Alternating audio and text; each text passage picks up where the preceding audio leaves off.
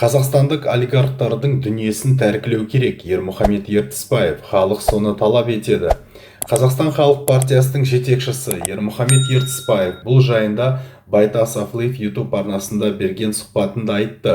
Оның айтуынша 4 қаңтарда халық көтеріліске шықты. 5 қаңтар күні бейбіт ереуіл контрреволюцияға айналды. Халықты пайдаланып алынға қылмыскерлер мен ұрлықшыларды шығып, заңсыз әрекеттерге елді бастап дүрбелеңге салды. Осылайша ереуіл қанды қырғынға айналғанын сөз етті. Тоқаевқа жаңа саяси құрылымды, жаңа әлеуметтік экономикалық үлгіні қалыптастыру үшін халықтың қолдауы қажет. Ол үшін президенттің елден шығарылған 146 миллиард долларды қайтаруға ықпал жасау дұрыс шешім. Меніңше 1990 жылдардағы жекешелендіру нәтижелерін қайта қарау керек. Сөйтіп бір жақты тәртіппен қазақстандық миллиардерлердің дүниесін тәркілеу қажет.